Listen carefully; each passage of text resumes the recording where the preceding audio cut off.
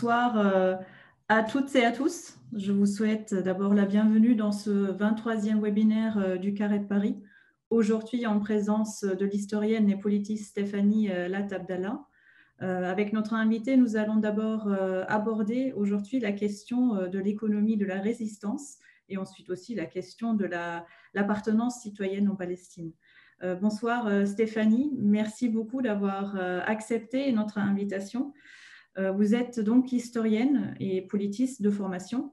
Vous travaillez en tant que chargée de recherche au CNRS. De 2013 à 2016, vos diverses recherches vous ont amené dans les territoires palestiniens puisque vous avez travaillé à l'Institut français du Proche-Orient. Dans vos recherches, vous vous êtes intéressé à différentes thématiques. D'abord, les réfugiés et l'histoire des femmes dans les camps palestiniens de Jordanie. Puis, vous avez travaillé sur les mobilisations collectives et leur transformation avant et après les printemps arabes. Jusqu'en 2010, vous avez particulièrement travaillé sur l'engagement féminin et sur les féminismes au Moyen-Orient et dans les sociétés arabes.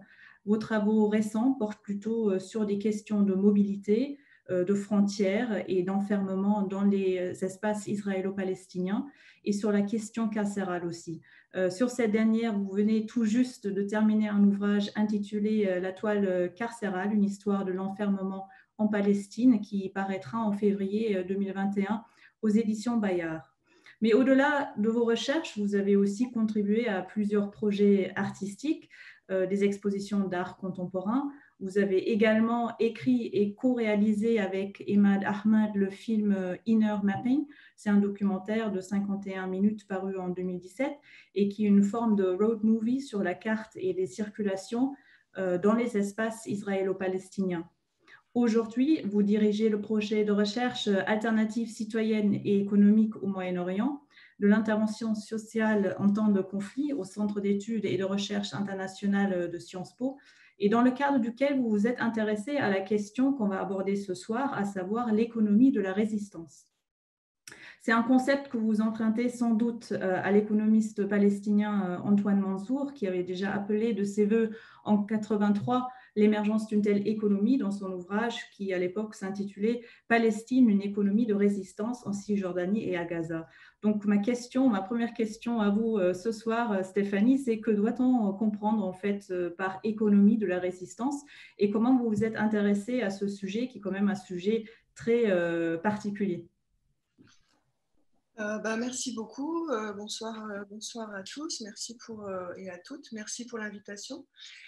Écoutez, oui, je ne sais pas si j'emprunte ce concept à cet économiste palestinien. C'est un concept, on va dire, qui est vernaculaire, c'est-à-dire que les gens emploient, en tout cas récemment, qu'ils employaient déjà pendant la première intifada et à nouveau maintenant. Donc voilà, je ne sais pas qui a été à l'origine entre lui ou la société et qui l'a repris, mais en tout cas, c'est une idée qui se développe ces dernières années. Du coup, est-ce que je vais partager l'écran maintenant? Ouais.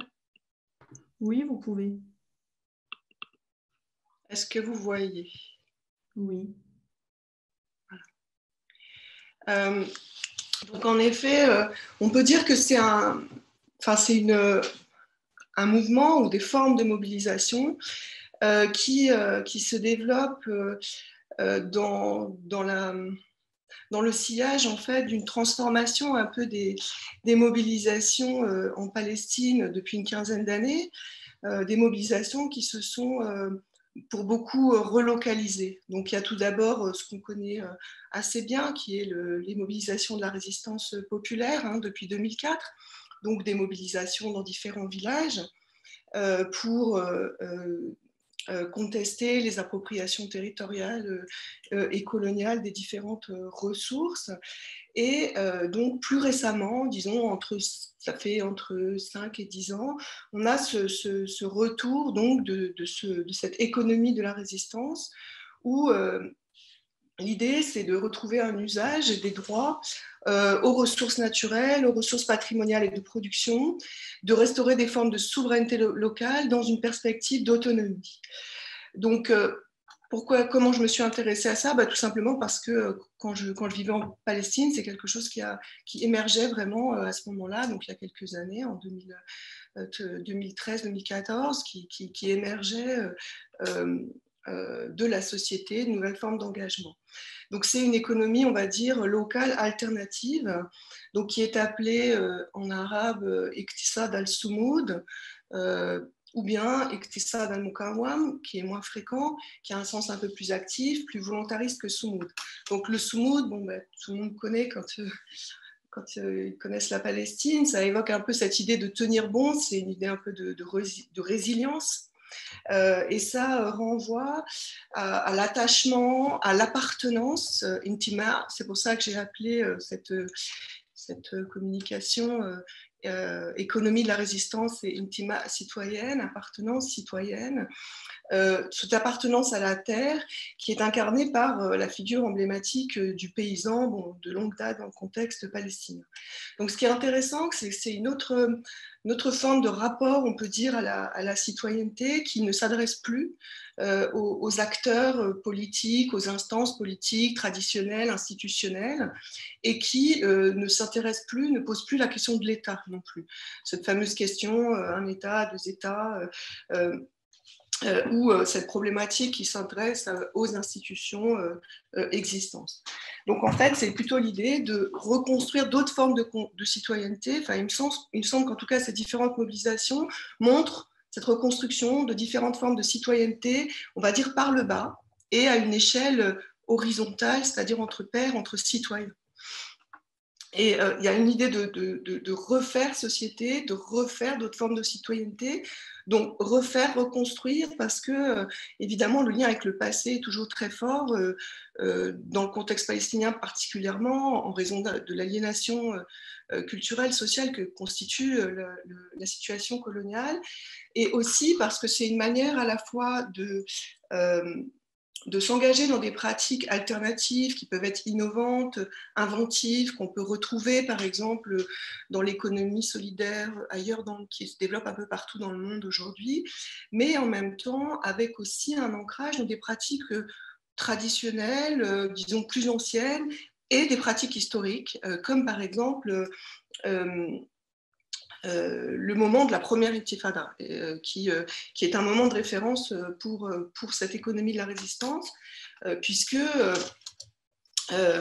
cette première intifada, comme on le sait, a été vraiment axée très fortement sur une guerre économique, avec le boycott des taxes, des produits israéliens, des grèves, et la mise en place d'une économie alternative autogérée autour de l'agriculture, de l'économie domestique, de jardins communautaires. À cette époque-là. Alors, c'était un petit peu différent dans le sens où on était face à un moment où il y avait une occupation totale de la Cisjordanie et de la bande de Gaza, et du coup, les grèves, etc., étaient directement adressées à l'occupant, ce qui est très différent aujourd'hui. Donc, c'est une manière de se rebaser, de se baser sur des savoir-faire locaux et des pratiques globales novatrices. Donc, on a ce double pôle. Par contre, si on compare ces initiatives un peu à ce qu'on peut trouver dans l'économie solidaire ailleurs, on peut dire que ce contexte d'occupation coloniale donne à ces mobilisations une acuité politique très spécifique, dans le sens qu'elles construisent une forme radicale quelque part d'économie solidaire, vu le contexte, et qui est porteuse d'enseignements qui sont plus larges, au-delà de la Palestine. D'ailleurs, c'est cette question parce qu'elles permettent, dans un contexte finalement de crise, de conflit, d'occupation, de mettre beaucoup plus clairement en lumière le lien qui existe entre nécessité économique, nécessité politique et nécessité environnementale. Donc il y a cette manière de lier ces trois pôles et de les faire marcher ensemble. Et en ce sens-là, cette économie de la résistance est aussi une économie qui est profondément écologique, dans le sens qui prend profondément en compte la dimension environnementale et écologique parce qu'elle est nécessaire. Alors un exemple un peu de cette nécessité, dans un cas évidemment paradoxique en fait de la situation palestinienne, qui est celui de la bande de Gaza, c'est cette nécessité en fait de recyclage, par exemple, des matériaux suite aux destructions de la guerre là, de 2014, pour reconstruire, donc dans une démarche qu'on pourrait qualifier d'économie circulaire et qui est une démarche d'économie circulaire nécessaire. Donc, puisque effectivement les matériaux n'entrent pas, et donc il y a ce recyclage. Et à Gaza, d'ailleurs, on a toute une série de pratiques assez créatives, on va dire, qui prennent compte de l'exiguïté du territoire, avec des cultures en hauteur, par exemple, où on l'a vu au moment de la marche de Gaza, toute une série par exemple, d'utilisation d'imprimantes 3D pour créer du matériel médical, etc. Donc voilà, on se situe dans une situation où la crise pousse aussi à des formes d'invention, d'innovation, de recyclage.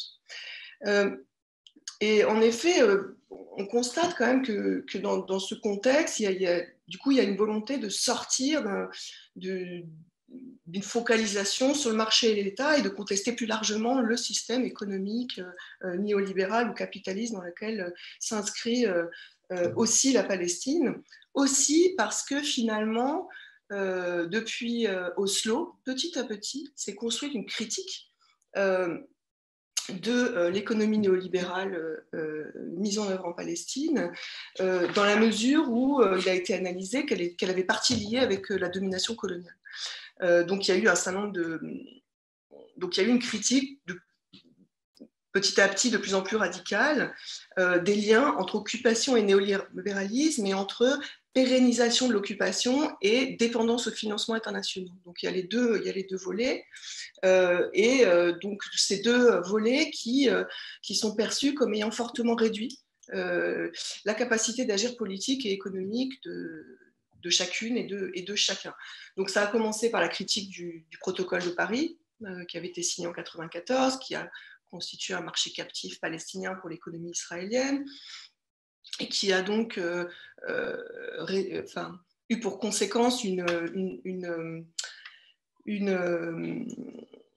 réduction en fait de tous les secteurs productifs palestiniens, donc des exportations quasi inexistantes, et au contraire l'importation d'Israël de la majeure partie des produits et même des biens agricoles et manufacturiers.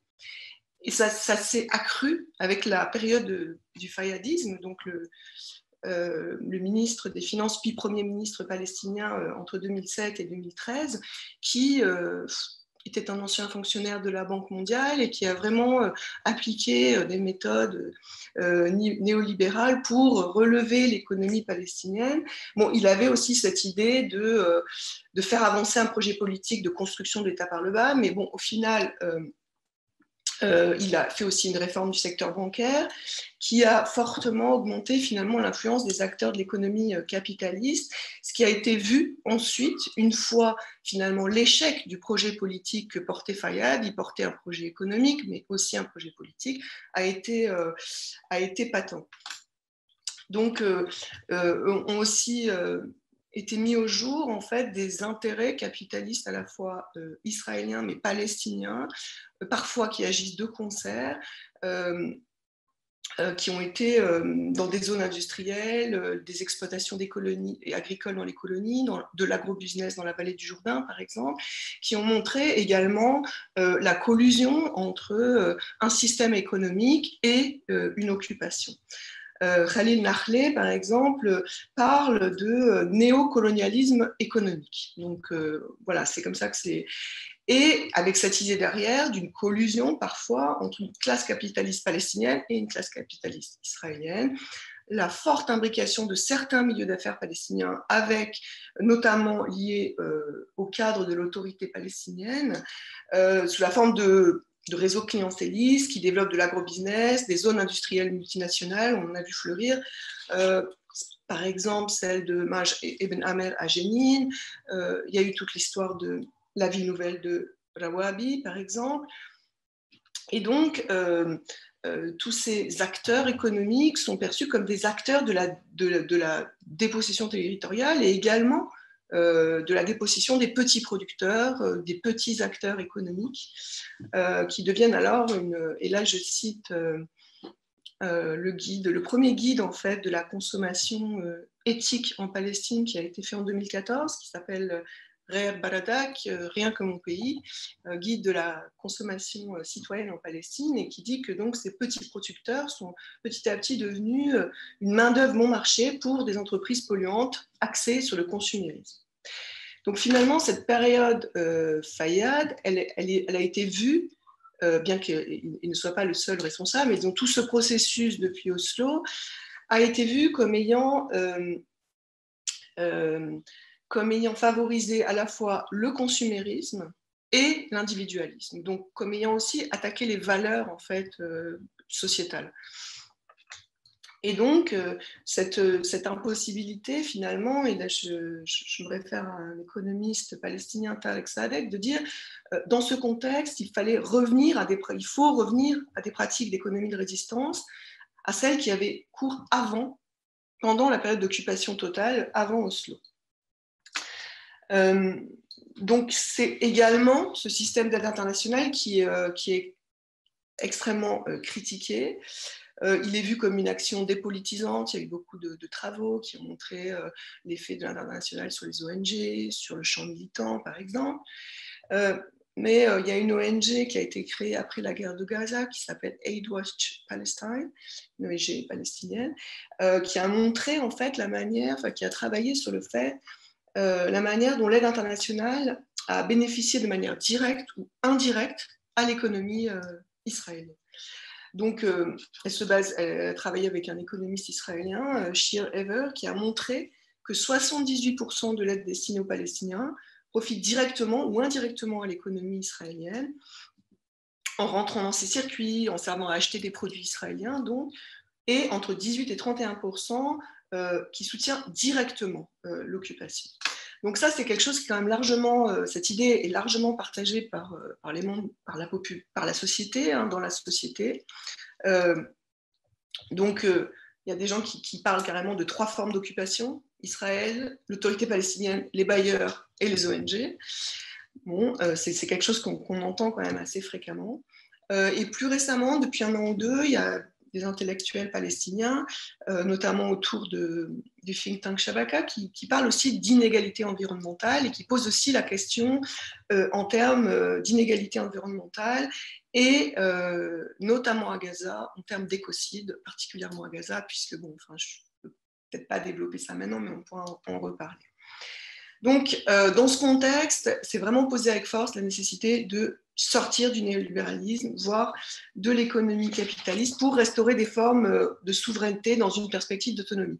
Alors, évidemment, ce n'est pas forcément la réflexion intellectuelle qui a présidé à ces mouvements. C'est quelque chose qui s'est fait, on va dire, de concert. Il y a eu des actions citoyennes et puis une réflexion, les deux se fécondant les uns les autres. Et tout d'abord, il a été question de la souveraineté alimentaire et donc de l'agriculture, mais pas seulement, mais tout d'abord de la souveraineté alimentaire, parce que quelque part, ça représente un peu cette sorte d'ultime frontière finalement de la dépossession territoriale, politique et économique. Donc, le secteur agricole, il y a eu un gros... ce sont beaucoup des initiatives qui sont ancrées dans le secteur agricole, qui en plus, évidemment, symboliquement, un secteur extrêmement, extrêmement fort. Donc, avec cette idée de développer une production biologique, mais une production en fait qui est baladie plus que biologique, donc locale du pays.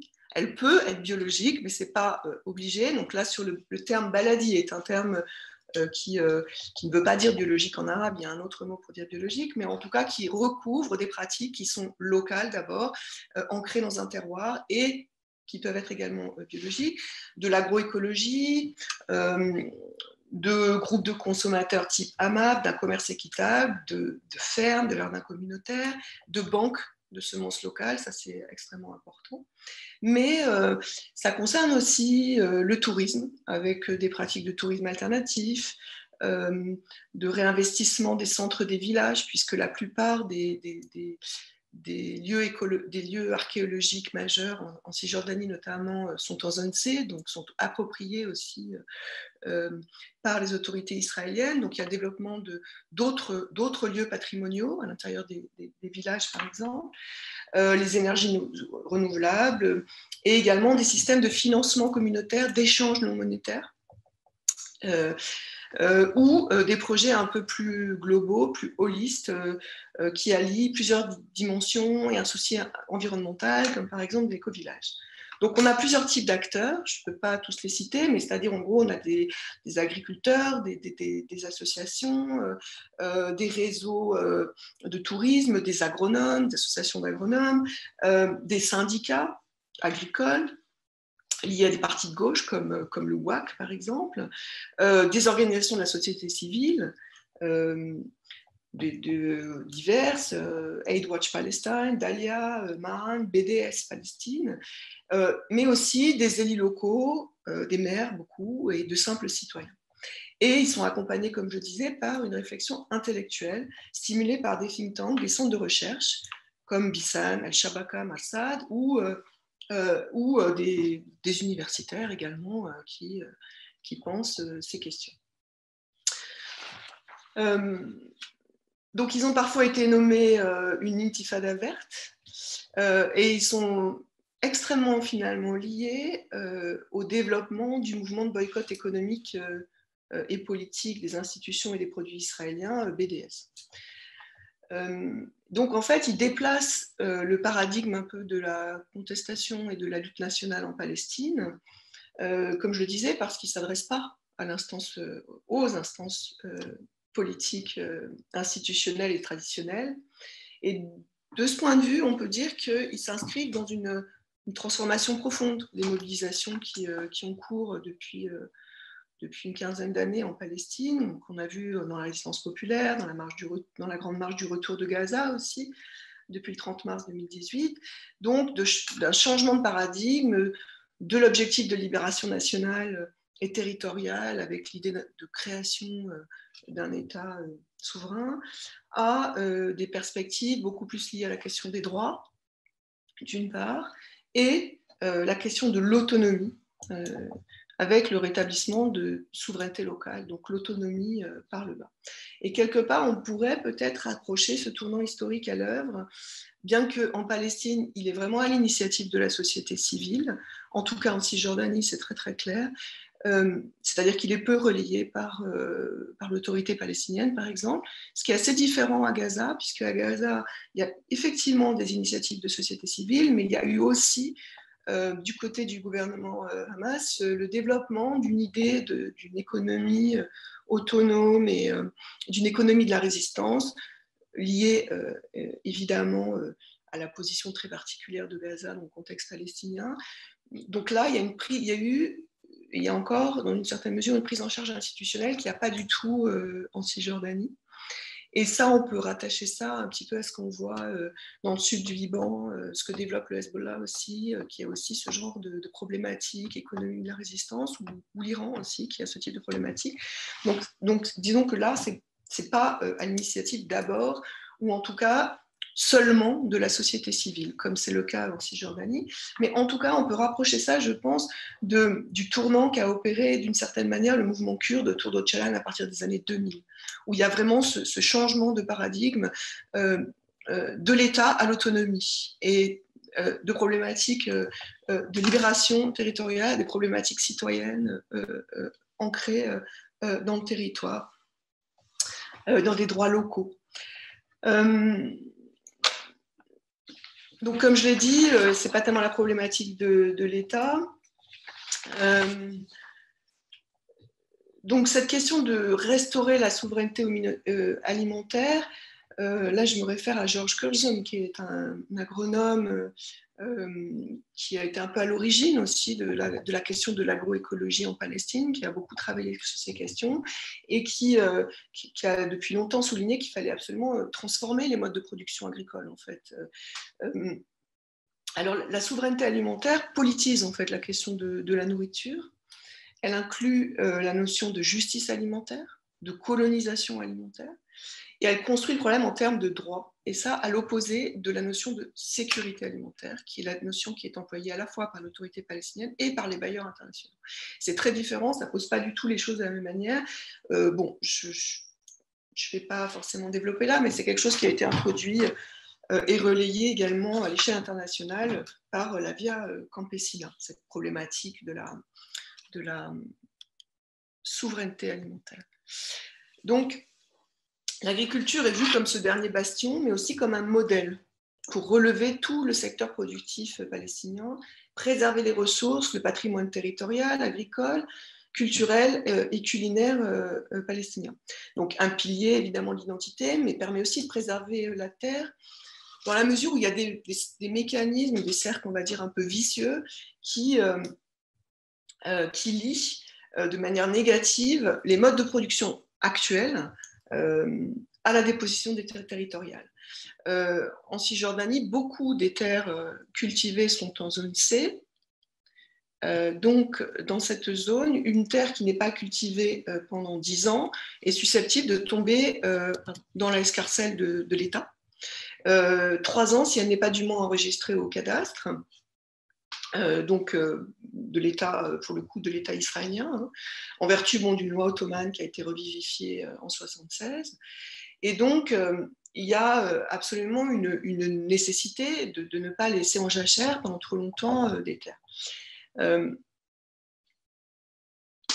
Donc, c'est par exemple ce qui a conduit la personne que vous voyez là, c'est Haj Amin, à El Biré, non loin de Ramallah. Donc, c'est une terre qui était située en zone C. Haj Amin, c'est quelqu'un qui a vécu une grande partie de sa vie aux États-Unis et qui est rentré pour travailler la terre de sa famille il y a quelque temps. Il a développé une activité, je vous donne cet exemple par exemple, il a développé une activité maraîchère, mais il fait surtout de l'élevage de chèvres du Levant pour la viande et les produits laitiers, mais du coup il disposait de des parcelles de terre non cultivées, les siennes et aussi celles de ses voisins. Il n'avait pas le temps ni la possibilité de cultiver ça seul, et donc cette problématique que ça ne tombe pas dans l'escarcelle de l'État a fait qu'il a cherché à mettre, on va dire, cette terre en culture collectivement. Et donc a été fondée cette ferme communautaire de Jabal al-Qurtis. Il avait cette idée au début, selon ses mots, de faire un kibbutz arabe, c'est-à-dire d'avoir des gens qui viendraient sur la terre pour cultiver avec lui. Bon, finalement, c'est un groupe de personnes, des urbains, des personnes plus... Bon, de toute façon, c'est à côté de Ramallah, donc qui se sont constitués autour du groupe Sharaka, qui est un groupe assez ancien, hein, qui travaille sur toutes ces problématiques de la production baladi, qui se sont donc engagés dans cette terre. Parce que comme vous voyez, pour cultiver cette terre, comme vous voyez là, par exemple, en face, on voit la colonie de Psagot. Donc il y a vraiment cet enjeu de mettre aussi les terres en culture afin qu'elles ne soient pas appropriées et qu'elles ne soient pas notamment appropriées plus tard par des colonies.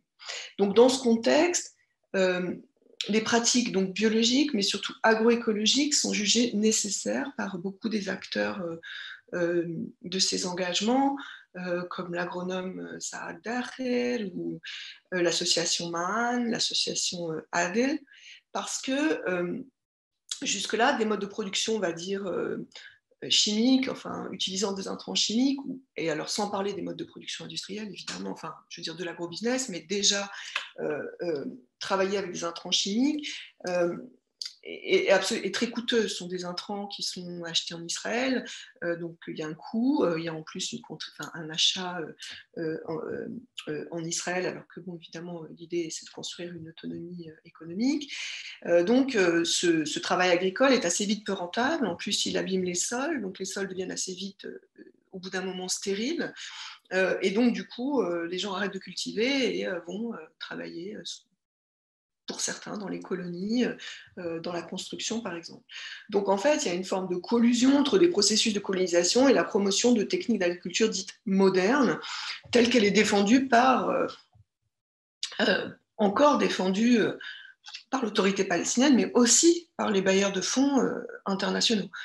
Donc on n'est pas passé à la défense à la défense d'une autre forme d'agriculture, alors que finalement celle-ci, notamment l'agroécologie, coûte moins cher en produits, parfois même en travail, puisque l'agroécologie demande un travail initial important, mais ensuite permet de cultiver sans retravailler beaucoup la terre. Et ça, en plus, cette question agroécologique évacue un peu la problématique biologique de l'agriculture biologique dans le sens du label de l'agriculture biologique. Parce que ça aussi, ça pose un problème. D'abord, pour l'instant, enfin jusqu'à il y a peu, il n'y avait pas de label agriculture écologique, de label bio, on va dire palestinien. Donc il y avait ce débat de qui allait labelliser. Certains acteurs du commerce dit équitable dans le champ de l'agriculture entendaient capter une labellisation palestinienne, et une labellisation qui serait compliquée en fait à mettre en œuvre pour des petits producteurs, en fait, parce qu'il y a une question de surface, puis il y a une question de tout le processus pour labelliser, etc. Donc en plus, il y a cette idée plutôt d'établir des critères locaux, donc d'aller plutôt sur l'agroécologie qui se voit, en fait, on voit quand une terre est travaillée en agroécologie, en fait, donc, et aussi de rétablir des relations de confiance. Donc là, je cite le guide de consommation éthique et certaines personnes que j'ai rencontrées. Donc des relations de confiance entre les consommatrices et consommateurs, consommatrices et producteurs, productrices locaux. Donc avec cette idée que dans un contexte d'occupation, il faut rétablir d'autres types de liens entre ces producteurs, productrices et ces consommateurs, consommatrices, qui ne soient pas seulement basés sur des valeurs marchandes, strictement marchandes. Ça, c'est le Adel qui a carrément fait une charte pour une économie palestinienne en contexte d'occupation. Donc Adel, c'est une association, si on peut dire, qui en fait collecte un petit peu partout en Cisjordanie les productions d'agriculteurs et d'agricultrices, qu'il y a beaucoup d'agricultrices qui produisent en agroécologie et qui les vendent dans certains marchés, à Ramallah notamment, et dans son magasin, parce que les gens n'ont pas forcément les moyens de pouvoir transporter ces biens et de les rendre accessibles, je vais dire, à une clientèle susceptible de les acheter. Donc, lui a carrément développé une charte de qu'est-ce que c'est que cette économie qu'il faut mettre en place, quelles sont ces relations entre producteurs et productrices dans ce contexte. Alors, il y a évidemment aussi toute la question des banques de semences locales. Donc ça, c'est vraiment le WAC, le syndicat agricole donc de gauche, assez proche du FPL, du Front populaire de libération de la Palestine, qui a mis en œuvre ces banques de semences locales depuis 2003. Il en a plusieurs, avec vraiment cette idée donc, à la fois de préserver la diversité des espèces et des goûts, mais aussi d'avoir des semences qui sont adaptées à la fois au sol, à la pluviométrie, à l'environnement propre à la Palestine, et donc des semences qui sont plus résistantes, et aussi de garantir toujours la même chose, une autonomie, et ne pas racheter des graines, là c'est pareil, à des multinationales, et en Israël en l'occurrence. Donc ce qu'on a vu qui s'est encore développé dernièrement avec la multiplication des blocages dus au coronavirus, il y a eu encore cette idée que vraiment c'était extrêmement important de pouvoir produire ses propres graines et avoir ses propres graines en fait, au lieu de les acheter sur les multinationales. Donc aujourd'hui, en effet, on a encore 65% des produits qui sont sur le marché palestinien qui viennent d'Israël.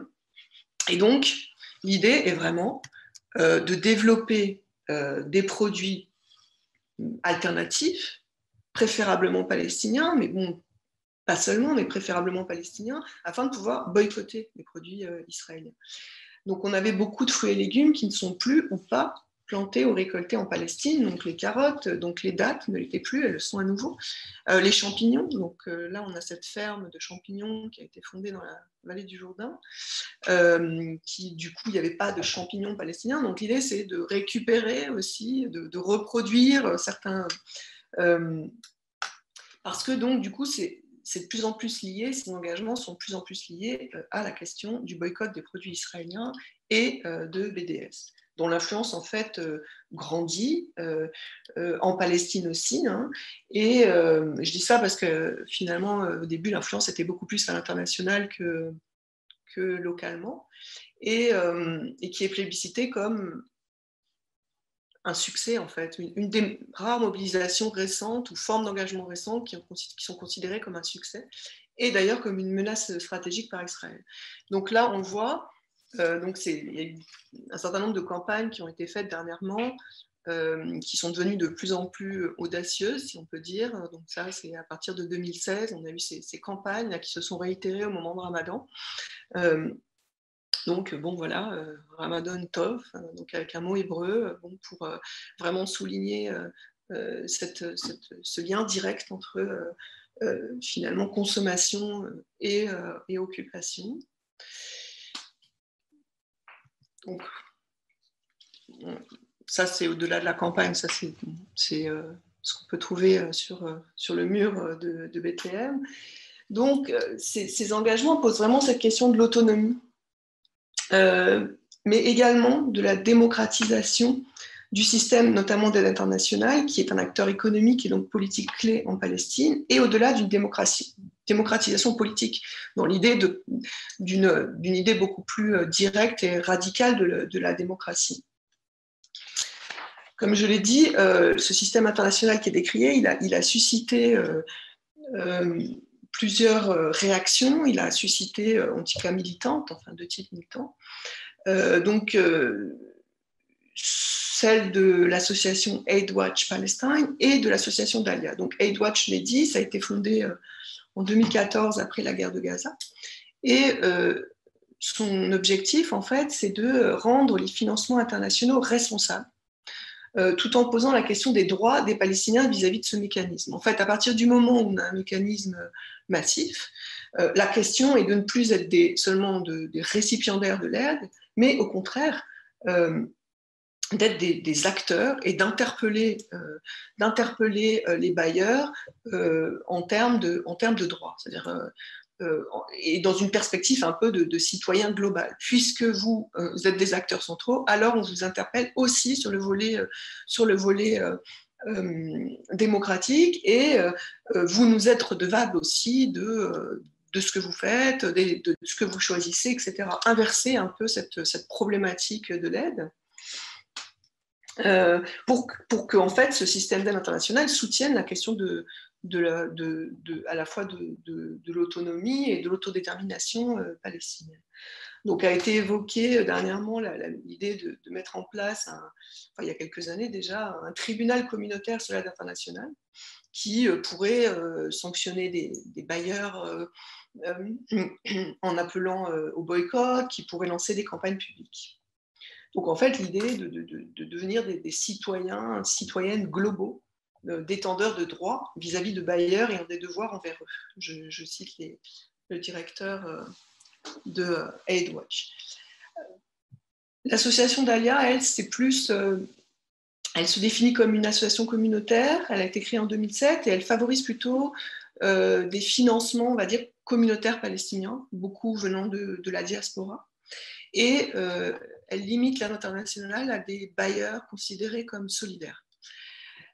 Son idée, c'est de mettre en place des projets qui sont entièrement gérés par les communautés localement, et une réflexion aussi anti-consumériste sur des modes d'échange non monétaires, tout ce qu'on replaçant en fait la place de l'argent comme dans son utilité initiale, c'est-à-dire quelque chose qui fait du lien, dont la fonction première est l'échange, est complètement opposée à la dimension spéculative en fait de l'argent, et aussi sont beaucoup ancrés sur la nécessité de revivifier des systèmes traditionnels d'entraide, traditionnels ou plus anciens, qui étaient ceux, on va dire, de la culture villageoise,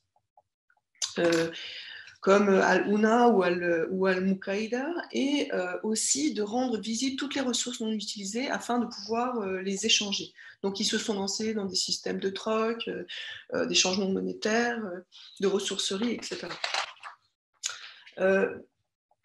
Pour finir un peu, je voudrais juste souligner quand même quelque chose qui me semble vraiment important, c'est que ces engagements qui ont l'air assez pragmatiques au final, hein, puisque c'est des engagements qui sont beaucoup liés au mode de production, à des actions, hein, oui, vraiment à des actions dans le domaine de la production, mais vraiment, il témoigne à mon sens d'une manière de refaire société, et quelque part, il y a ici une forme d'utopie, un nouvel imaginaire politique en fait qui est à l'œuvre. Et ces projets, ils revêtent également une forte dimension affective et mémorielle, parce qu'ils ont quand même comme enjeu très important la réinscription dans l'histoire des lieux, dans l'histoire des liens, avec l'idée de construire, de reconstruire d'autres subjectivités, donc avec cette perception d'une continuité de la violence et de la domination, donc entre l'état de conflit, le colonialisme de peuplement, mais aussi le néolibéralisme, donc une sorte de continuité des formes de violence et des effets de ces formes de violence sur les ressources, mais aussi sur l'environnement et les personnes. Donc l'idée, c'est de renouer avec une histoire, par-delà les effets du colonialisme. Et donc il y a une dimension aussi existentielle, finalement, assez importante.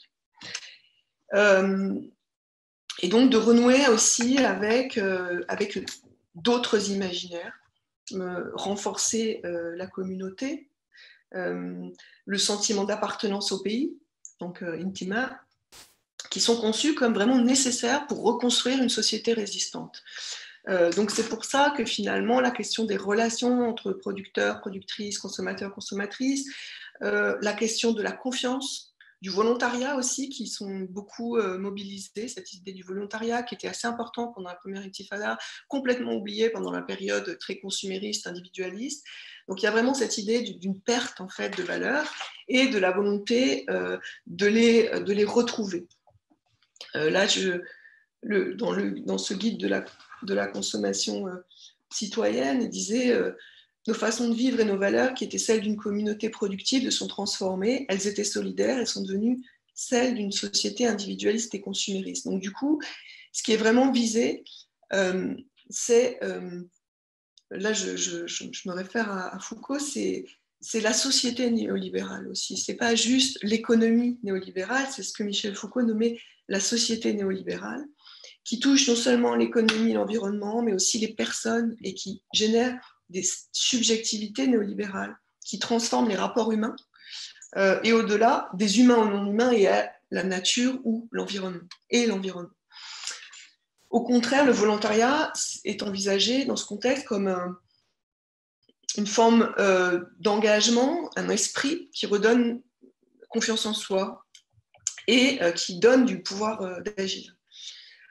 Donc, consommer ces produits baladis, c'est tisser des liens avec ces petits producteurs et productrices, et dont beaucoup sont des femmes, rétablir des réseaux sociaux mis à mal par les effets de l'occupation israélienne et de l'économie néolibérale, de refaire communauté, société. Et donc, on peut dire que cette économie de la résistance alternative ne se limite pas à l'économie, comme on l'entend. Peut-être à l'économie, c'est vraiment une perspective, une résistance qui est conçue d'une manière holiste, une nouvelle voie politique d'une certaine manière, qui inclut des sentiments, des valeurs, une éthique de la confiance, de la solidarité, de la coopération et du partage, qui met en avant des questions d'identité, de dignité, de solidarité et d'espoir pour parvenir à cette autonomie, à cette liberté et à la justice. à la justice sociale notamment. Donc on peut dire que cette économie de la résistance, elle ne s'adresse pas d'abord à l'occupation israélienne, même si évidemment c'est un objet, elle s'y adresse également. Elle est aussi tournée vers la société palestinienne, qui entend renouer avec une histoire par-delà la rupture coloniale et ses effets. Il s'agit aussi de se retrouver politiquement, historiquement, de redonner vie, je cite, à nos valeurs pour vivre sur cette terre comme une communauté résistante, de reconstruire les liens sociaux que l'occupation n'a cessé d'essayer de détruire. Donc il y a aussi une réflexion un peu parallèle sur l'éducation communautaire qui est menée par exemple par Mounir Facher. Donc là c'est pareil, en se demandant quels sont les savoirs qui sont utiles et qui sont en lien avec l'environnement naturel, social et politique, avec l'histoire du pays, et qui sont utiles à transmettre.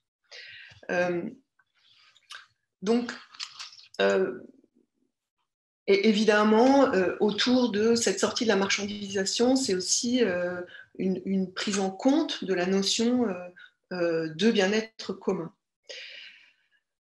Donc on peut dire que finalement, ces engagements entendront rompre avec le paradigme capitaliste et néolibéral et avec celui de la violence, et qu'ils mettent en jeu également cette dimension mémorielle et sensible et une dimension profondément écologique qui élabore donc d'autres formes de citoyenneté et bon, ce que j'ai appelé en tout cas pour ce que j'ai appelé ici une appartenance citoyenne, une intima citoyenne. Voilà, un petit peu, bon, une sorte de panorama un peu de ces mobilisations. Merci beaucoup Stéphanie pour cette présentation, surtout sur un sujet où on n'a vraiment pas l'habitude d'avoir beaucoup d'informations en fait. Il y a quelques questions que j'aurais pour vous qui reprennent certainement quelques aspects que vous avez déjà évoqués, mais peut-être on pourrait les approfondir. Pour revenir très rapidement sur la notion même de l'économie de la résistance, vous avez tout à l'heure dit qu'on pourrait éventuellement le rattacher au mouvement Öcalan, mais peut-être j'ai pensé notamment en préparant pour ce webinaire de ce soir, je pensais notamment aussi au mouvement des zapatistes dans les années 70 au Chiapas mexicain, qui avait déjà cette revendication-là. Enfin, c'est peut-être pas tout à fait le même cas en Palestine, mais on voit très bien, et je pense que vous l'avez très bien expliqué aussi aux spectateurs, on n'est vraiment pas dans le champ de ce qu'on appelle en sciences politiques les contentious politics, on est vraiment dans autre chose. C'est-à-dire plutôt des mouvements citoyens qui tissent, comme vous l'avez dit, des relations horizontales. Mais la question qui demeure pour moi, c'est même si les actions en fait, qui mènent se situent en quelque sorte hors du champ politique, habituel en tout cas, est-ce qu'elles sont pour autant apolitiques ou est-ce qu'on peut considérer que c'est faire de la politique par d'autres moyens ? Non, c'est très politique. En effet, c'est vraiment faire de la politique par d'autres moyens. Après, avec des consciences politiques diverses des différents acteurs. Il y en a qui, effectivement, ont une conscience très claire des enjeux politiques, d'autres moins. Mais effectivement, et là, ça se rattache un peu à tout ce qu'on voit aussi ailleurs dans le monde, de ces nouvelles manières de faire de la politique, parce que bon, le désenchantement n'est pas le même par rapport aux acteurs institutionnels. Et effectivement, c'est pour ça que c'est vraiment en rupture avec ces contentious politics qui s'adressent toujours aux acteurs institutionnels. Hein. Finalement, on fait une révolution pour remplacer ceux qui étaient au pouvoir. Enfin, je parle même par rapport aux révolutions arabes, notamment. Mais là, il n'est pas question de remplacer quiconque ni de faire la révolution. Bon, de toute façon, là, il y a une problématique coloniale donc, qui est un peu différente. Mais de toute manière, ce n'est pas l'enjeu. Du coup, il y a un autre enjeu, c'est plutôt une forme peut-être de...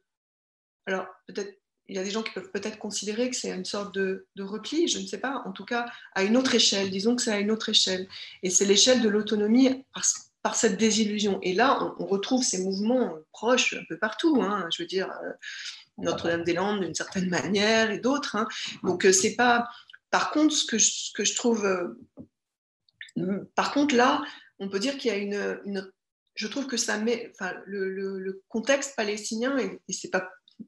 met vraiment en lumière de manière extrêmement claire justement la dimension très politique de ces enjeux. Et aussi cette collusion, parce qu'on a souvent voulu opposer, si je sors du contexte stricto sensu palestinien, on a toujours voulu opposer les problématiques environnementales aux problématiques économiques notamment. Et là, on se rend compte que finalement, elles sont intrinsèquement liées. C'est-à-dire que là, la violence sur l'environnement ou des modes de production qui sont soit industriels, soit chimiques, etc., agissent directement sur le contexte politique et colonial, par exemple. Donc, du coup, le lien politique est vraiment extrêmement clair et visible, alors qu'il est moins dans d'autres contextes où ces mouvements peuvent être taxés de mouvements, je sais pas, enfin bon, bref, où la nécessité économique et la nécessité, enfin, je veux dire, où leur importance politique est assez vite évincée, ou bien, ou alors ils sont taxés d'être réservés à une élite, alors qu'on voit très très bien que les enjeux ne sont pas là, et le contexte palestinien le montre très très clairement. Donc non, c'est vraiment faire de la politique par d'autres moyens, très, très certainement, quoi. Une autre question que j'avais pour vous, et là aussi, ça se rapporte au cas palestinien que vous nous avez présenté, mais pas que. Je me demande aussi si ce n'est pas en fait une question générationnelle quelque part, parce que j'ai assisté en octobre dernier de l'année dernière à une série de débats qui a été fait à l'Institut du monde arabe. Et je me souviens donc de cette jeune palestinienne de Gaza qui avait parlé à ce moment-là. Elle avait 28 ans. Elle s'appelle Masht Mashahari. Et elle a présenté en fait un projet que je trouvais à l'époque totalement insolite, mais qui apparemment ne l'est pas tant que cela, puisque vous en avez parlé un tout petit peu. Elle parlait de la fabrication de briques de construction à partir des cendres et des gravats de la destruction.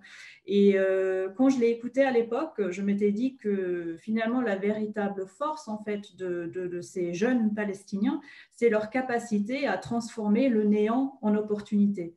Et je pense qu'il y a plusieurs réflexions qui découlent en fait de cela, ou plusieurs questions que je me posais.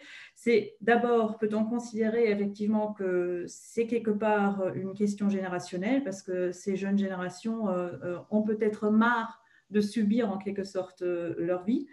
Et si oui, je me pose aussi la question, quel est peut-être le rôle du facteur éducatif dans tout cela, et aussi évidemment l'accès de ces jeunes générations aux nouvelles techniques d'information et de communication. Et enfin, autre question que je me suis posée, c'est que là, on en a beaucoup entendu aussi parler de jeunes femmes entrepreneuses qui se lancent dans des aventures mais extraordinaires. Et donc, quelle est la place en fait des jeunes femmes palestiniennes dans ce combat-là? En fait, je ne crois pas que ce soit générationnel, franchement. D'ailleurs, une autre fois, une autre occasion où je parlais de ça, il y a des personnes qui m'ont demandé si c'était générationnel, c'est-à-dire que c'était une histoire des générations plus anciennes. Donc, et je crois pas, je crois qu'il y a vraiment toutes les générations dedans en fait, parce que si on voit les pionniers, enfin les pionniers si on peut considérer en tout cas de ces actions, ce sont des gens qui sont quand même d'une génération 50-60. Ensuite, il y a effectivement des gens plus jeunes, il y a des gens au milieu, donc non, ça ne me semble pas être générationnel. Par contre, peut-être que oui, après, ça ne me semble pas du tout être générationnel. En revanche, on peut dire qu'il y a effectivement... C'était quoi votre... Ah oui, c'était lié aux techniques de communication, etc. Oui, oui et non. En tout cas, moi j'ai l'impression que c'est vraiment quelque chose qui en plus n'est pas que ancré sur des pratiques, on va dire, nouvelles, qui auraient été véhiculées par les réseaux, etc., quoi. Il y a des choses qui sont des pratiques, comme j'ai essayé de le montrer, qui sont très anciennes en fait. Donc en fait, il y a vraiment un mélange, une hybridation très particulière et très spécifique entre des choses anciennes qui sont revivifiées et des choses tout à fait nouvelles. Et par exemple, l'exemple que vous preniez là, sur la fabrication de briques de construction à partir des cendres et des gravats, bon, voilà, on ne peut pas dire que c'est appuyé sur des technologies extraordinaires, c'est quelque chose d'assez simple. Et à Gaza, on a vu aussi déjà depuis longtemps des constructions. Enfin, ça ne s'est pas développé, mais il y a eu des tentatives de construction à nouveau avec de la terre, etc. Il y a même en Cisjordanie un cabinet d'architecte qui construit à partir de méthodes anciennes, à partir de terre, à Jéricho par exemple, des maisons qui sont éco, qui se ventilent naturellement, etc. Mais parce que c'était des modes de construction qui étaient anciens, donc qui sont repris. Donc, et il y a aussi des choses extrêmement technologiques, comme ce médecin Tarek Loubani et ces imprimantes 3D qui permettaient de faire des trucs médicaux pour empêcher les hémorragies au moment des manifestations. Je me souviens pas, des tourniquets, je crois que ça s'appelle, pour empêcher les hémorragies au moment des manifestations de la Grande Marche du Retour dans la bande de Gaza. Donc on a vraiment des choses qui sont extrêmement diverses. Par contre, oui, en effet, l'idée c'est vraiment, et c'est là où on peut dire que des situations un peu paroxystiques de crise et de conflit génère aussi de l'invention et du coup c'est qu'effectivement c'est à partir peut-être pas du néant, mais en tout cas à partir d'une situation extrêmement complexe que les gens pensent des solutions inventives, diverses, etc., mais qui ne sont pas forcément toujours nouvelles non plus, qui sont des mélanges, une sorte de réflexion, et c'est pour ça qu'il y a quand même un rapport à la mémoire, c'est aussi une reconnexion, c'est pas que du nouveau en fait, c'est entre les deux, et c'est là où je trouve que c'est intéressant, parce que du coup, moi je vois, parce que là maintenant on essaye de travailler un peu à l'échelle de la région sur des questions similaires, et en comparaison avec ce qu'on voit ailleurs, du coup il y a à chaque fois des hybridations bien spécifiques, donc c'est pas... Voilà, on ne peut pas dire c'est de l'économie solidaire, etc. Non, oui et non. Enfin, c'est aussi des choses qui sont très spécifiques, très ancrées dans des territoires, dans des histoires, etc. Et je trouve que c'est là où c'est intéressant, parce que du coup, on se retrouve avec potentiellement, si on regarde un peu ce qui se passe un peu partout, avec une sorte de babel, d'invention et de possibilités de faire autrement, qui sont, je trouve, assez intéressantes d'un point de vue politique et d'un point de vue des pratiques militantes possibles. Où toutes les pratiques des différents endroits peuvent féconder, en fait, cette politique. Vous parliez beaucoup aussi dans votre présentation de l'agroécologie et justement de l'agriculture, mais je me posais quand même aussi la question comment on fait de l'agroécologie en Palestine lorsqu'on sait que quand même le principal problème, si j'ose dire, pour beaucoup de Palestiniens reste quand même l'accès aux ressources, et par ressources j'entends évidemment la question de la terre, la question aussi de l'eau, qui sont notamment en Cisjordanie complètement gérés par Israël. Donc, comment en fait appliquer une économie de la résistance dans cette situation-là? Après, c'est une économie qui s'applique. Je veux dire, il y a quand même de la production agricole en Palestine. Donc, maintenant, la production qui est faite est beaucoup moins économe en eau et en ressources que l'agroécologie l'est ou le serait si elle était développée, dans le sens où et toute l'histoire des semences locales, c'est pareil, ce sont des semences qui sont locales, donc elles ont l'habitude, enfin, elles peuvent c'est une agriculture donc, je veux dire, qui va recueillir l'eau de pluie et qui va avoir des semences qui résistent à peu d'eau, etc., etc.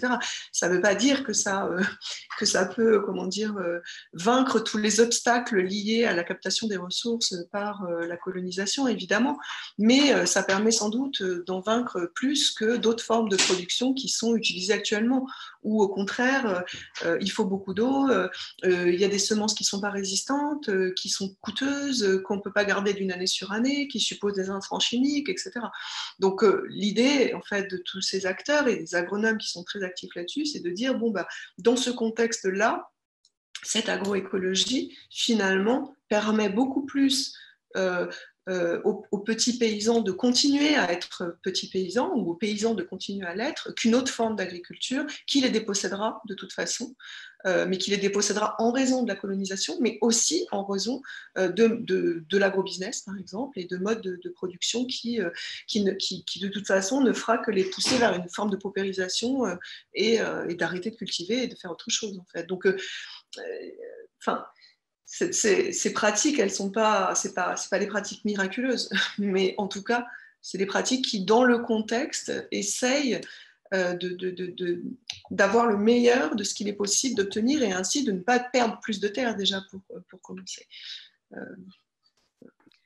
Je me permets une dernière question avant d'ouvrir ou avant de prendre les questions que le public nous pose déjà. Qui concerne en fait les partis politiques habituels, notamment l'autorité palestinienne, ou même le Hamas que vous avez évoqué tout à l'heure dans votre présentation, comment ils réagissent face à cette nouvelle forme d'organisation en fait, des citoyens palestiniens. Est-ce qu'ils les soutiennent dans ces efforts-là ou est-ce qu'on voit plutôt une certaine méfiance, puisque vous avez dit aussi dans votre exposé qu'il y a parfois des coïncidences d'intérêts entre certaines élites palestiniennes et israéliens?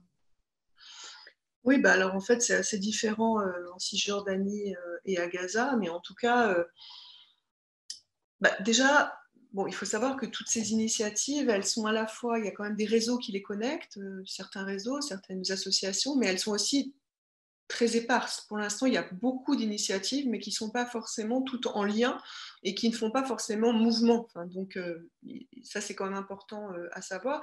Et puis, il y a des choses qui commencent collectivement, et puis ensuite, bon, des choses qui ne marchent pas, qui recommencent ailleurs, etc. On n'est pas non plus dans un mouvement massif, mais bon.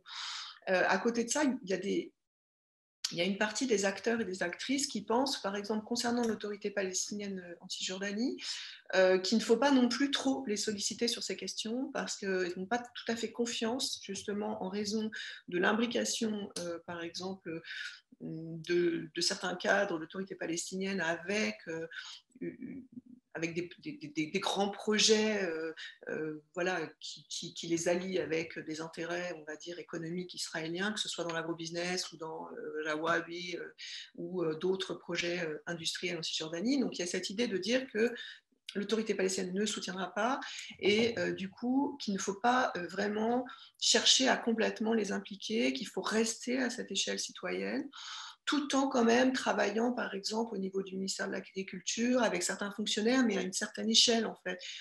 Parce qu'effectivement, l'idée, c'est de favoriser des formations d'agroécologie dans certaines universités, l'université de Kaddouri, par exemple, etc. Donc, l'idée, c'est quand même d'arriver à développer ça et donc, du coup, d'être quand même en lien avec une certaine échelle politique, mais l'idée c'est quand même de faire assez attention de ne pas monter trop haut parce qu'on pense que justement il n'y aura pas un soutien massif. Donc il y a ça, donc c'est pour ça que les municipalités sont assez importantes parce que finalement à l'échelle des municipalités, selon le maire que vous avez, notamment dans les petites communes, là il y a l'idée que par contre là on peut vraiment travailler. Et ensuite avec des fonctionnaires, mais pas forcément à une échelle politique très haute, en tout cas en Cisjordanie, et ça vient aussi des acteurs et des actrices. Et là-dessus, il y avait des débats dernièrement justement sur qu'est-ce qu'il faut faire, est-ce qu'il faut vraiment essayer d'interpeller les plus hautes sphères politiques sur ces questions ou pas. Ça fait un peu l'objet de débat. Et après, bon, le ministère de l'Agriculture avait quand même endossé la question de l'agroécologie officiellement. Mais au final, il y a quand même une grande disjonction entre les choses qui sont soi-disant endossées officiellement et puis les mises en pratique et puis voire même parfois les bâtons dans les roues qui peuvent être mis sur le terrain. Hein. Donc la position n'est pas du tout claire. Je veux dire, même par rapport à l'autorité, il y a toute la question du boycott, sachant que l'autorité palestinienne ne reconnaît que le boycott, on va dire, des produits des colonies et pas de l'essentiel des productions israéliennes, alors que ces groupes, évidemment, qui sont assez connectés, assez proches de BDS, veulent qu'il y ait des boycotts plus importants. Donc il y a ce point de friction. Donc ça, c'est un peu, on va dire, arrangé, si on peut dire, au moment du plan Trump, etc., parce que l'autorité palestinienne a pris des mesures beaucoup plus radicales et a effectivement commencé à revendiquer des productions de viande, etc., à bloquer des produits israéliens qu'elle ne bloquait pas. Donc, vous voyez, il y a des moments de connexion comme ça. Mais bon, je pense que là, ce qui a été annoncé, c'est plutôt un retour à la période précédente. Donc, c'est pas évident de savoir. Concernant Gaza, moi, j'ai peu travaillé là-dessus, mais il y a des études, hein, notamment Taher Labadi avait un peu travaillé là-dessus, sur ces questions du Hamas, qui lui avait pris en charge cette économie de la résistance. Donc en même temps, quand il la prend en charge, il la prend aussi en charge avec ses propres intérêts gouvernementaux, mais dans cette problématique, je vous dis, qui ressemble un petit peu à celle du Hezbollah ou de l'Iran, c'est-à-dire forcément la bande de Gaza, pour le coup, est complètement enfermée, encerclée. Donc, la question de l'entrée et des sorties des denrées israéliennes, hein, qui sont quand même l'essentiel aussi de ce qui se consomme à Gaza, a été et d'autant plus gérée par Israël et d'autant plus complexe à gérer. Donc là, il y a vraiment cette idée de développement d'une autonomie et d'une économie de la résistance, de production locale, etc., qui était prise en charge effectivement par le gouvernement Hamas. Mais il y a une grande partie de ce qui avait été mis en place qui a été détruit, par exemple, lors de la guerre de Gaza, et pas forcément reconstruit à l'identique. Je ne suis pas sûre qu'ils sont dans une dimension Après, ils ont d'autres intérêts. Je veux dire, il n'y a pas cette collusion, en fait, entre des classes, on va dire, économiques Razaoui et des classes économiques israéliennes, en tout cas pas pour le moment, elle n'est pas si visible. Et une fois notamment que l'économie des tunnels s'est un peu réduite, cette question de l'autonomie de Gaza, et donc ça a été beaucoup plus appuyé par le Hamas au moins jusqu'à ces dernières années, ce qui n'empêche pas des initiatives, on va dire, citoyennes. Mais bon, appuyées par le Hamas, mais aussi contrôlées aussi, dans une perspective qui est la sienne, donc qui échappe aussi un peu justement aux citoyens qui ont peut-être aussi... parce qu'il y a aussi derrière ça quand même une autre manière, un autre rapport à la démocratie et à la gouvernance aussi, et à l'autonomie même citoyenne. Donc, voilà. Merci beaucoup Stéphanie d'avoir répondu à ces questions. Donc je prends maintenant les questions venant du public. Donc une première question qui vous est adressée voudrait savoir si cette nouvelle forme de résistance palestinienne visant à reprendre le contrôle dans leur mode de production et de consommation est combattue par Israël. Alors, attendez. D'accord, est combattue par Israël. Écoutez, oui, d'une certaine manière, en partie, oui. En tout cas, c'est ce qu'on a vu dans ce fameux film qui a été fait au moment de la première intifada sur The Wanted 13, où c'était une production de lait qui avait été combattu par les autorités israéliennes. Oui, c'est combattu. C'est combattu dans le sens où, par exemple, dès que même l'autorité palestinienne prend la moindre mesure pour refuser certains produits israéliens, notamment parce qu'en fait, il y a quand même... Je disais que ces acteurs ils s'adressent quand même à l'autorité. Par exemple, sur certaines choses, il y a des mobilisations. C'est-à-dire que quand l'autorité palestinienne achète et permet l'entrée, par exemple, d'olives venant d'Israël, effectivement, il y a des mobilisations quand même locales qui revendiquent de pouvoir écouler plutôt les olives locales que celles-ci. Et donc, à chaque fois, il y a des enjeux. Et effectivement, c'est combattu dans la mesure où Israël se bat sur chaque forme, en tout cas, de refus ou de boycott qui peut être mise en œuvre soit par l'autorité, soit par BDS, soit par les personnes. On voit bien la bataille qui est menée sur le terrain du boycott à l'échelle internationale, mais aussi évidemment à l'échelle locale, quoi. Donc en fait, c'est pas forcément toujours une manière de combattre localement directe, et encore, mais c'est une manière à cette échelle-là de le combattre. Mais par exemple, la ferme de champignons là à Moreau que je vous ai montré, eux, ils avaient besoin de faire venir l'humus en fait qui permet de faire ces champignons. Ils le font venir de l'étranger, de Hollande, je ne sais plus, ou du Danemark, cet humus. Et en fait, ils ont été, il y a 2 ans, je crois, toutes leurs importations ont été bloquées puisque bon, Israël contrôle toutes les frontières, donc toutes leurs importations ont été bloquées. Donc ils ont pendant un temps arrêté, puis il me semble qu'ils sont maintenant engagés dans la production eux-mêmes du mus. Donc il y a eu un financement participatif pour qu'ils puissent se doter des instruments nécessaires pour produire cet humus, etc., etc. Mais pendant un moment, effectivement, leur entreprise a été complètement arrêtée par le fait que ça a été bloqué. Après, effectivement, il est régulièrement, enfin, les produits palestiniens sont alors ça, plutôt destiné à l'export, sont régulièrement bloqués. Enfin, donc oui, il y a une manière très très claire de lutter contre toute forme d'autonomisation économique et politique, puisque en fait, il s'agit quand même des deux. Oui, oui, c'est assez clair. Très bien. Il y a aussi une question qui nous parvient de Khalifa Mortari, qui nous pose en fait une colle, enfin, d'une certaine manière, puisqu'elle dit finalement c'est quand même une notion qui est un peu à la mode, en tout cas ces dernières années ici en France. Quel lien peut-on faire entre les écolos du monde et ceux de Palestine? Oui, alors c'est marrant parce que moi, en fait, j'ai rencontré cette question en Palestine, où je vivais.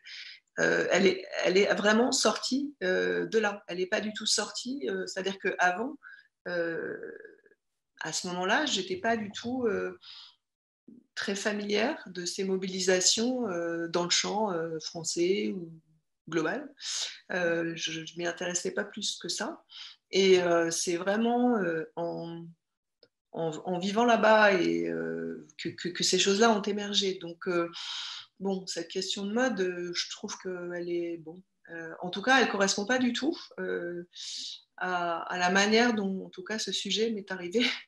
Elle est arrivée par le fait que, ah oui, on parle beaucoup de ça dans le monde, voyons ce qui se passe en Palestine. Non, c'est complètement l'inverse. On vient en Palestine et on rencontre ces initiatives et on se dit, ah tiens, qu'est-ce qui se passe Donc après, la problématique écolo, déjà dans le mot écolo, je sens quand même une pointe de dénigrement. Mais peu importe. Je pense que cette question écologique, effectivement, si on la prend à partir peut-être de la France ou de certains autres pays, vu qu'elle est souvent mal posée, effectivement, on peut avoir cette idée peut-être un peu négative ou à la mode ou ce qu'on veut. Mais en fait, justement, ce que permet, je crois, le contexte palestinien, c'est pas pour ça que j'ai travaillé là-dessus, mais finalement, je me rends compte ce que ça permet, c'est peut-être de reposer les choses au bon endroit, c'est-à-dire, comme je disais, de montrer que ces questions écologiques sont des questions, enfin, ces questions écologiques, je dirais même pas ça, parce qu'au départ, c'est pas forcément une question écologique, mais c'est de fait une question écologique, en fait, d'une manière, on va dire, un peu profonde, en fait. C'est pas la question écologique qui fait l'économie, mais c'est que cette question politique est nécessairement, intrinsèquement, une question écologique, en fait. Et c'est ce que ça montre. Et du coup, je pense que si on arrivait à poser ces questions avec cette nécessité dans un contexte français, par exemple, on sortirait de ces débats quand même relativement stériles entre les écolos et puis l'économie et puis non, mais je dis pas je vois, bonsoir madame, il n'y a aucun. Non, non, mais c'est pas. Je le prends pas du tout. D'accord, ouais, d'accord. Un jardin potager, c'est de tendre vers l'autonomie alimentaire. Ok, parfait. Non, je veux dire, bon, bon alors j'ai peut-être mal interprété, mais au final, c'est pas ça le problème. J'entends bien qu'il n'y avait pas de dénigrement, tant mieux. Mais en tout cas, c'est un dénigrement, on peut dire qui n'est pas de votre fait, donc j'en suis désolée, mais qu'on entend en fait beaucoup, hein, je veux dire. Et puis il y a toujours ce truc, est-ce que c'est quelque chose de global qui vient de l'étranger, ou est-ce que ça vient. Et voilà, ce que j'essaye de montrer, c'est que c'est pas le cas, et qu'en plus, je pense que ça peut vraiment nous aider à penser aussi ici ces questions avec une radicalité et une nécessité plus forte, parce qu'au final, on est confronté à des problèmes qui sont, on va dire, à la fois distincts, parce qu'on n'est pas forme de colonisation, etc. Mais enfin, si on pense, on va dire, à l'effet du néolibéralisme sur nos existences petit à petit, sur l'environnement, et l'environnement, c'est peut-être pas le bon mot, mais bon, c'est vrai que là, en arabe, les gens employaient souvent le mot environnement, parce que bon, voilà, on ne sait pas trop quel mot employer sur nos milieux de vie, en fait, et sur tout le reste, et sur les relations. Je pense que, pour le coup, voilà, ça nous permet aussi, je pense, de penser plus profondément cette problématique et de manière plus politique. Et je trouve que c'est ça qui est aussi très important. C'est-à-dire que là, il y a une question palestinienne, mais qui aussi nous pousse à penser autrement les questions ailleurs. Et je trouve que c'est intéressant de voir les choses comme ça. Donc, Merci beaucoup, Stéphanie. Je vous rejoins à 100% là-dessus. Il y a aussi une question qui vient de Guillaume Berriot, qui voudrait savoir comment ces résistants, si on peut les appeler ainsi, hein, ont récupéré en fait les savoirs anciens qui mettent aujourd'hui à nouveau en œuvre. pardon, j'ai pas compris. Comment les résistants ont récupéré en fait les savoirs anciens qui mettent à nouveau à l'ordre du jour aujourd'hui dans leur pratique? C'est des savoirs qui sont toujours un peu existants. En plus, dans ces acteurs, il y a aussi, comme je le disais, des gens de plusieurs générations. Donc, il y a aussi des femmes d'un certain âge, par exemple, qui produisent, etc. Donc, par exemple, ce qui est lié au monde paysan, au système d'entraide, etc., c'est pas des choses qui sont complètement oubliées. C'est des choses qui existent à certains niveaux et qui sont, on va dire, repensées un peu à nouveau près. En fait, l'idée, je crois, c'est de sortir de cette période moderne, quelque part, cet intervalle moderne qui a finalement signifié aussi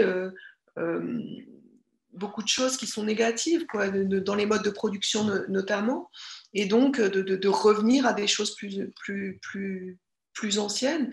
Donc comment, comme j'essaie de le dire, alors après, ça ne va pas forcément être fait exactement de la même manière, mais par exemple, les systèmes d'entraide anciens paysans, bon, ils existent toujours quand même en partie, hein, c'est-à-dire faire les récoltes en commun, s'aider sur tel ou tel truc, telle ou telle récolte à tel ou tel moment, c'est quand même quelque chose qui perdure. Après, ça peut être remis, on va dire, au goût du jour dans des formes, comme je disais, autour de l'association Dahlia, qui essaye vraiment de développer la question d'échange, en fait, des échanges de savoir, tout ce qu'on connaît par ailleurs aussi, les banques de temps, valoriser toutes les ressources, revenir aussi à une société qui n'est pas, comment dire, dépensière, enfin, ou en tout cas qui ne gaspille pas, etc. Donc, c'est un petit peu la manière de repenser ces savoirs plus anciens. Après, par exemple, dans l'éducation communautaire telle que Mounir Taché la pense, c'est l'idée de se dire aussi, c'est pareil, quelle est la fonction d'un enseignement, en fait? Quelle est la fonction de l'enseignement et de repenser qu'est-ce qui est utile et qu'est-ce qui fait sens à transmettre dans une société particulière. Donc il y a aussi des formes, je pense, de décolonisation de l'imaginaire aussi, des pratiques en fait, hein, parce qu'au final, et quand je dis décolonisation, je ne parle pas que d'Israël, mais je parle aussi d'une colonisation un peu liée aussi à des systèmes économiques, par exemple. Donc, je ne sais pas si j'ai vraiment répondu. Merci beaucoup, Stéphanie. On a encore beaucoup de questions et je ne suis pas certaine qu'on puisse répondre à toutes vos questions. Je vais prendre désormais celle qui nous a posée Mariette Ballon.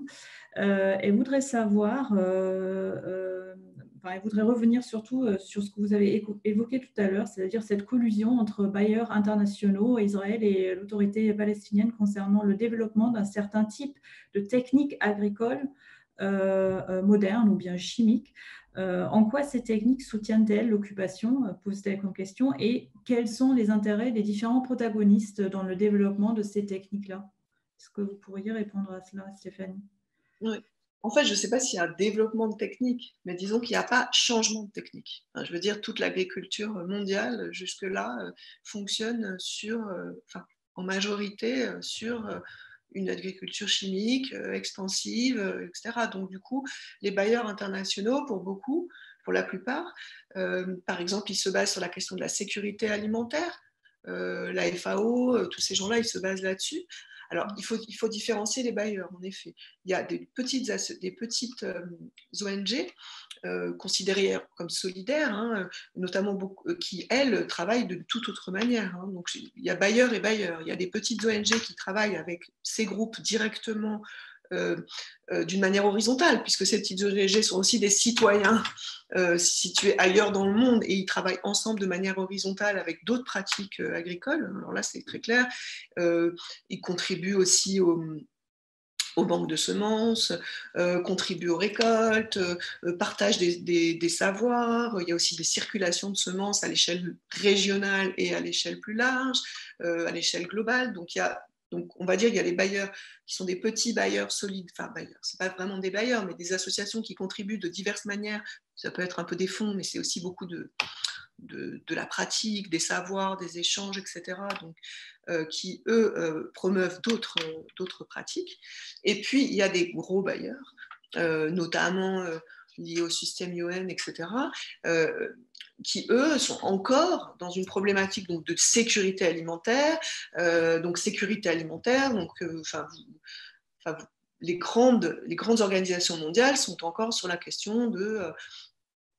elles sont pas passées aux semences paysannes, les grandes organisations mondiales, que ce soit donc pour la Palestine ou pour le reste du monde, ou ici. Vous avez bien vu la bataille qu'il y a eu en Europe contre la question des OGM, etc., etc.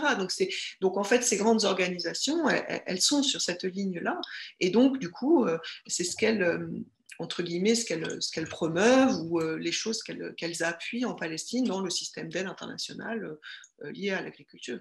Et il y a quand même une grosse différence entre sécurité alimentaire et souveraineté alimentaire de ce point de vue.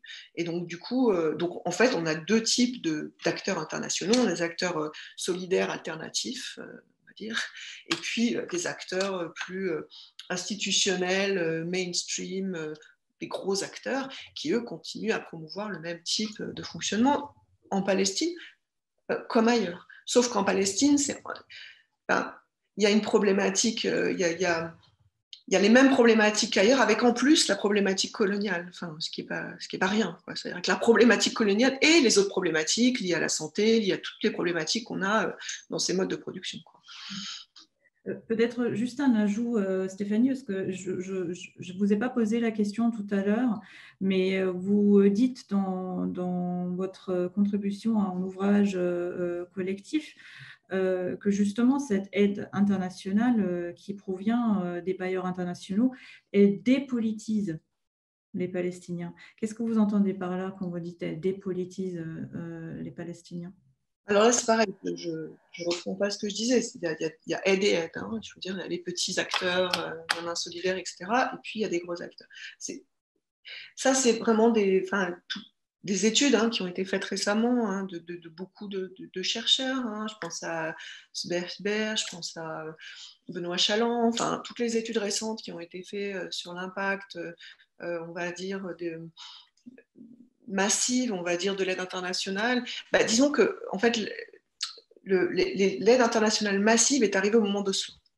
Et là est arrivée cette aide au début avec quand même une intention politique. C'était une aide pour permettre la réconciliation, permettre la paix, etc., etc. Bon, finalement, cette aide a perduré, la paix n'est jamais arrivée, etc. Donc à un moment donné, cette aide est plus ou moins restée, peut-être dans les proportions moindres, mais elle est quand même restée. Et du coup, elle est restée sans pour autant aider à avancer une problématique politique. Donc ça, c'est un aspect. C'est un aspect. En plus, si vous voulez, il y a quand même je veux dire, un certain nombre de conditions qui sont données aux aides. Ce qui est critiqué, c'est aussi la pensée par projet, aussi beaucoup, qui fait que du coup, il faut rentrer dans des cases qui sont décidées ailleurs. Donc il y a cette idée que ce ne sont pas les objectifs des personnes qui sont mis en avant. Et que du coup, ce n'est pas l'autodétermination qui est mise en avant. Après, je dis aussi, elle dépolitise dans la mesure déjà où elle enlève un peu de la capacité d'agir sans pour autant permettre d'avancer sur le terrain politique d'un côté. De l'autre, quand on voit qu'une grande partie de cette aide internationale finalement est recyclée dans l'économie israélienne, ce que j'ai mentionné à partir du travail de l'association AidWatch et de l'économiste israélien Shir Ever, c'est-à-dire qu'à un moment donné, il y a quand même une question à se poser dans quelle mesure cette aide internationale ne fait pas une sorte ne permet pas aussi à cette occupation quelque part de perdurer en l'amoindrissant et en permettant qu'elle perdure. En tout cas, ça, c'est une critique qui est vraiment portée par la plupart des acteurs palestiniens de ce rôle négatif. Mais je pense que ce qui manque à cette critique, mais bon, ça ne manque pas, mais ce qui est peut-être pas suffisamment montré, c'est peut-être cette distinction très forte entre différents acteurs internationaux de cette aide, parce qu'il y a aussi toutes ces mobilisations société civile qui sont en fait finalement une sorte de connexion globale de citoyens qui contribuent à des buts communs. C'est pour ça que Dalia dit qu'elle limite les financements internationaux à des bailleurs solidaires. Donc voilà, après, voilà, c'est toute une critique qui est menée depuis Oslo, qui est très forte. Je pense que c'est surtout le système UN qui est visé aussi comme interface. Après, le système UN est aussi critiqué côté israélien. Donc, mais bon, c'est un vaste sujet, mais il y a aussi toute la question de sa question des projets, de ne pas choisir les termes des projets, que ce sont des projets qui ne sont pas pérennes, que ce sont des aides qui arrivent à un moment T sur un projet et ensuite ça n'est pas suivi, ça ne permet pas de construire dans la durée en fait. Bon, il y a tous ces reproches qui sont faits après. Bon, j'avoue que c'est pas. Enfin, il y a des études là-dessus, comme je disais, celle de SBRD. Ça va au-delà du cadre palestinien, puisqu'on rencontre le même phénomène ailleurs. Je pense notamment au cas syrien où se posent les mêmes problématiques aujourd'hui. Oui. Ouais.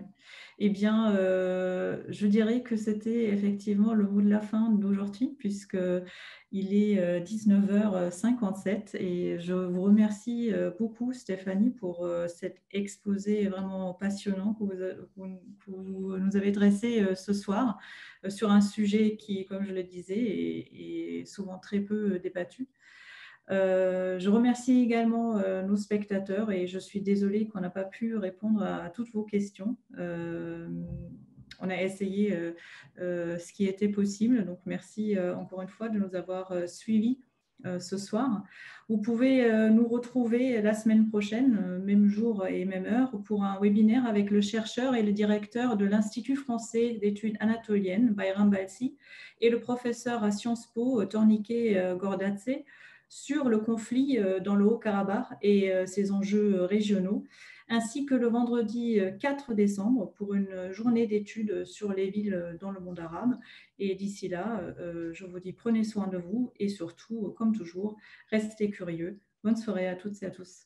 Bonsoir, merci beaucoup à tous et à toutes. Au revoir. Merci Isabelle.